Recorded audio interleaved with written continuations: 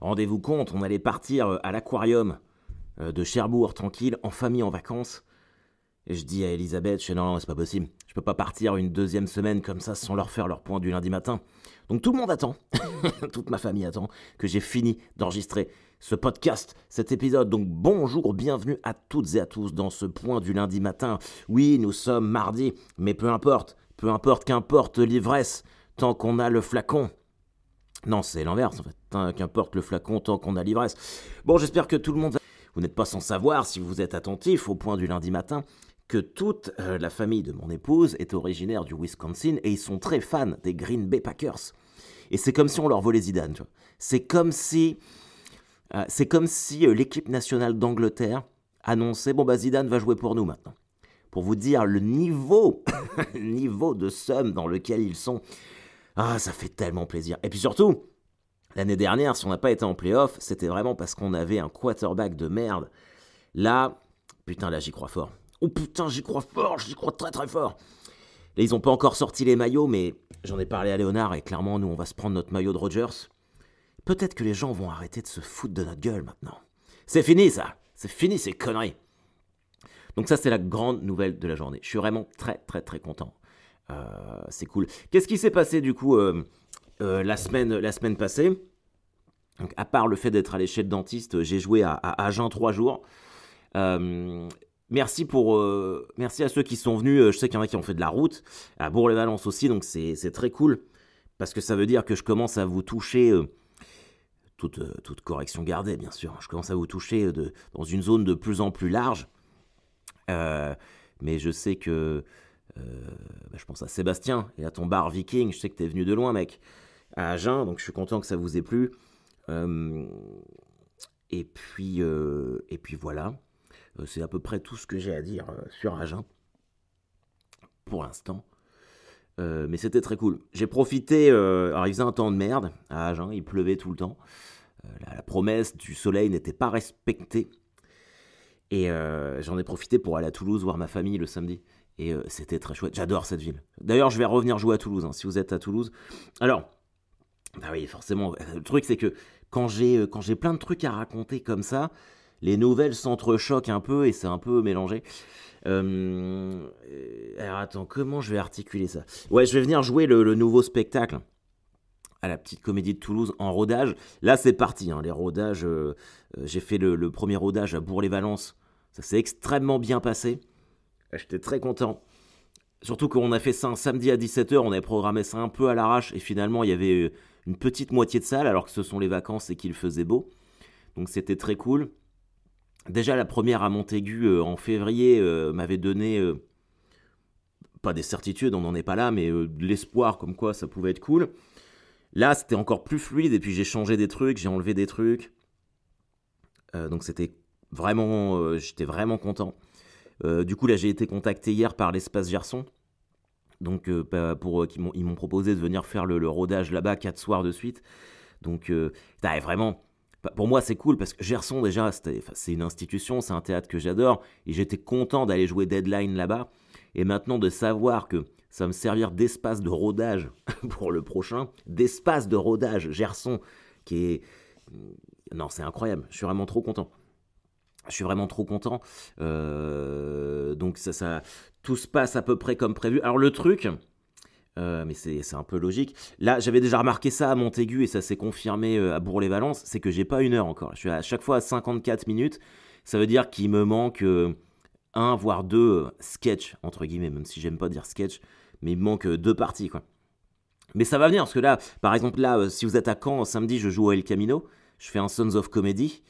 Avec Étienne Bianco, qui est un copain à moi et qui est surtout un comédien extrêmement doué, très très fort. Enfin très très fort. C'est vraiment du one man show hein, pour le coup. Hein. C'est pas du stand-up, mais moi il me fait vraiment beaucoup rire. Je trouve que c'est quelqu'un qui mériterait beaucoup plus. Donc on fait 30 minutes chacun. Moi j'ai des trucs nouveaux que j'ai jamais essayé là. Et puis bon j'ai le temps. Et à partir de septembre à Caen. C'est ce que je disais aux gars de l'open mic et à tout le monde. Je vais, je pense, peut-être un peu laisser tomber les Sons of Comedy pour me juste garder ces créneaux-là pour roder le nouveau spectacle pour moi pendant une heure.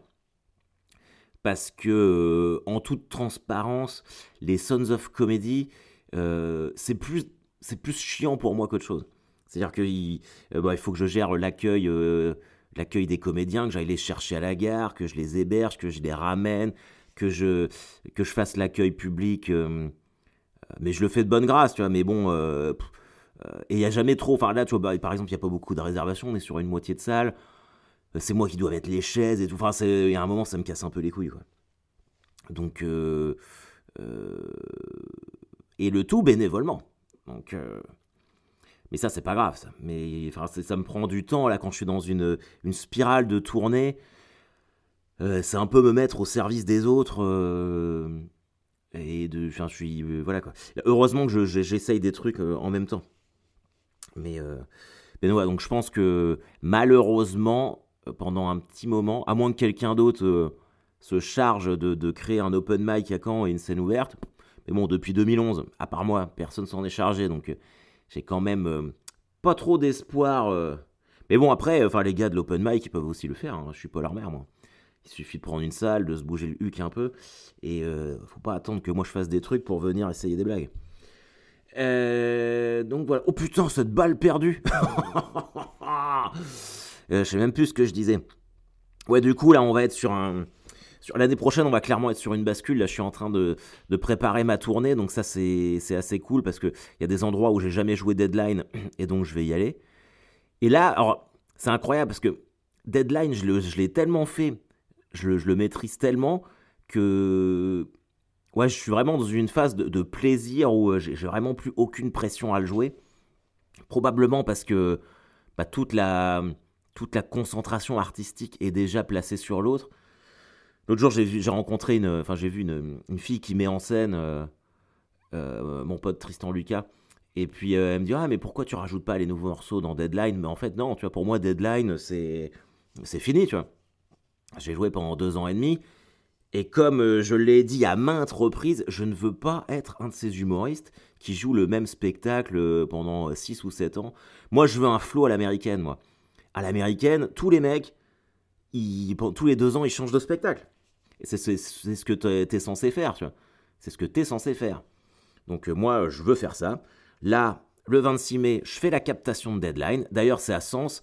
Le théâtre, franchement, ça se remplit de ouf. Je sais qu'on m'aide beaucoup là-bas, notamment Jérôme, du sens de l'humour, qui vraiment fait un abattage énorme.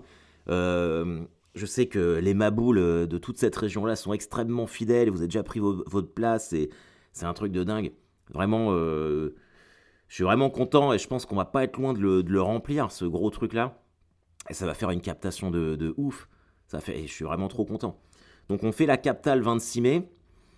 Et je pense que je le mettrai ou sur le site ou sur YouTube, à mon avis plus sur YouTube, dans 1 an, quoi, quand j'aurai fini, parce que j'ai pas envie de le mettre sans avoir fait toutes les dates qui me restent à faire.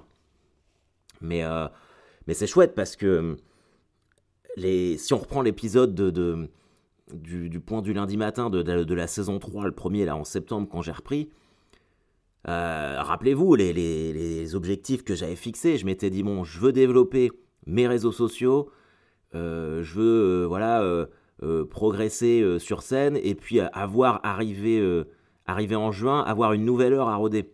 Et putain, là les réseaux sociaux ça a très bien marché grâce aux vidéos. Je suis même certifié sur Instagram, vous vous rendez compte de ça? Si ça c'est pas incroyable. Certifié avec la petite flèche bleue, ça fait plaisir. Et puis donc cool. Et l'année n'est pas encore finie, il y a peut-être de bonnes nouvelles qui peuvent se rajouter. J'ai même créé mon site internet. Alors putain, par contre, je suis vraiment à la ramasse là-dessus. Je sais que je vous invite encore à vous inscrire à la newsletter, même si j'ai encore rien écrit dessus. Mais je vais le faire, c'est juste que c'est le temps d'installation. Et surtout, je sais pas si vous avez été sur le shop. Je sais que certains d'entre vous m'avaient dit que le shop était cassé, que le lien marchait plus. Là, ça marche. Et il y a, mais alors, des tonnes de goodies. Des tonnes de goodies, les amis. J'ai vu ça avec mon équipe, avec mon webmaster, avec mon graphiste. On a fait des dessins de ouf. Il y a des t-shirts, des mugs, des crop tops, des gourdes pour aller à la salle de sport. Et encore, j'ai pas tout mis parce qu'il y a plein de designs différents. J'ai repris toutes les punchlines que vous avez aimées de l'Enfer 2. C'est voilà, vous pouvez prendre les punchlines, les mettre sur des mugs. Il y a des tote bags, il y a absolument tout.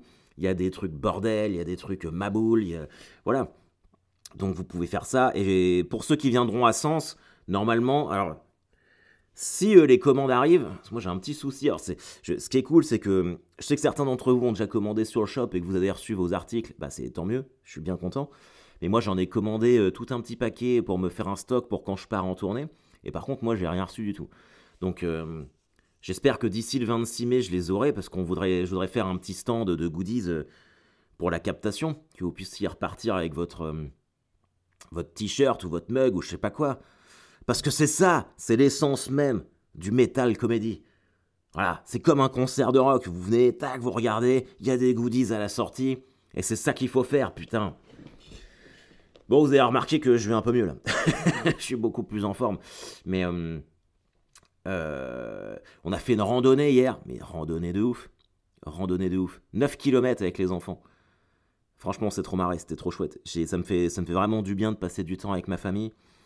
La semaine dernière, on a compté avec Elisabeth, au mois d'avril, on s'est vu 3 fois.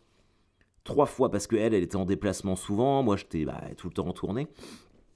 Du coup, la semaine dernière, elle était en déplacement à Barcelone et on s'est retrouvés tous les deux à Paris le jeudi soir.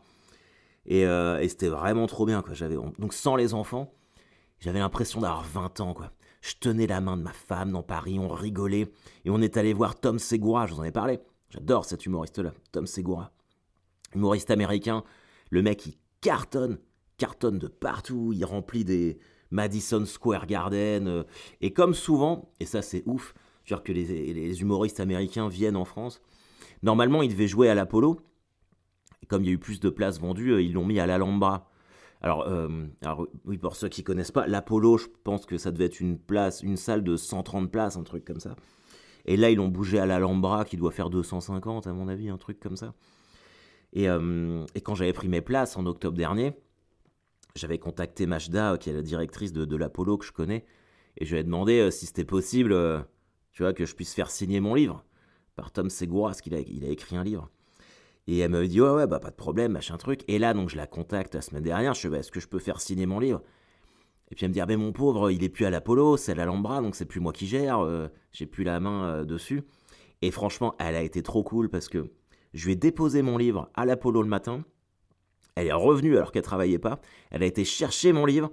Elle a été voir Tom Segura à la fin du spectacle de l'Alhambra pour qu'il me signe mon livre exprès. Et elle m'a retrouvé le lendemain dans Paris pour me rendre mon livre. Bah franchement, elle avait rien à gagner à ça à part me faire plaisir. D'objets dédicacés, qui est vraiment pas dégueulasse. Hein. J'ai le livre de Tom Segura, j'ai un DVD de la saison 1 de Louis, dédicacé par Louis C.K. J'ai Mystery Man, film de Ben Stiller, dédicacé par Eddie Izzard parce qu'il joue le méchant dedans. J'ai le livre de Brian Ed Welch, le guitariste de Korn, dédicacé au nom de Lauriane et de moi. Pas mal, putain. Et puis évidemment, j'ai toutes mes photos avec Korn. Donc c'est cool. D'ailleurs, en parlant de dédicaces, c'est pareil. Si vous voulez des affiches dédicacées, je réponds à ta story avec un cadre. Ce sera beaucoup mieux. Ce sera beaucoup mieux. En tout cas, c'est encore l'occasion pour moi de vous remercier de votre soutien, de venir voir les spectacles, de commander les trucs, des goodies et tout.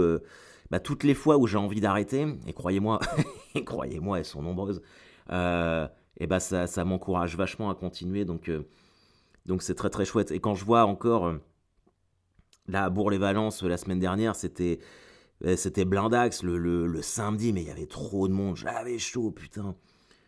Et quand je vois, il y a des gens qui venaient de Chambéry, de Savoie, j'avais un tonton des Jets. En fait, j'ai un groupe de fans de Jets.